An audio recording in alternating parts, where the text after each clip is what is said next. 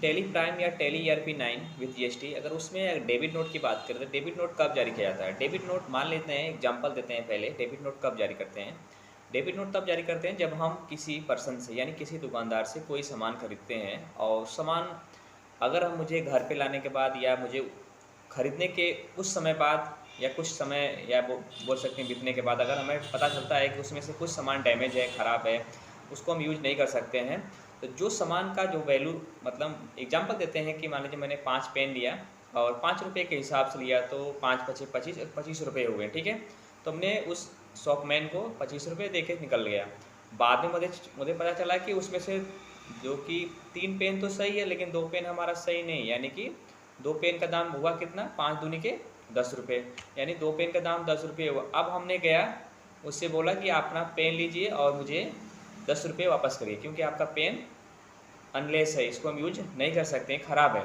तो इस परिस्थिति में हम इसी तरह डेबिट नोट जारी करते हैं। तो जैसे कि हमने आपको बताया, हमने खरीद कर लाया और उसका एक रिसिप्ट जनरेट होगा जिससे हम परचेस करेंगे, यानी जिससे हम खरीद रहे हैं, ठीक है। वो हमें एक स्लिप देगा जिसमें 5 पेन का दाम 25 रुपये लिखा रहेगा, पर पीस 5 रुपये, ठीक है। और हम जब यहाँ पर आएंगे तो पता चलेगा कि इसमें से मेरा जो पेन है वो 2 ख़राब है। तो पेन हम जब उनको वापस करेंगे 2, तो जो चीज़ हमें एग्जांपल देते हैं कि अगर हमें 25 रुपये उनको देने थे, तो अब वहाँ पे हम 10 रुपये कम करके यानी उनको 15 रुपये देंगे। कुछ इस टाइप का डेबिट नोट जारी होता है। यानी कि डेबिट नोट हम तब जारी करते हैं जब कोई सामान डिफेक्ट या ख़राब हो, उस स्थिति में जो भी सामान की वैल्यू होगा, सामान को वापस करेंगे, उस वैल्यू का जो रेट हमने उनसे तय किया था वह रेट हम उनसे वापस ले लेंगे। इस तरह से हमारा डेबिट नोट जारी होता है।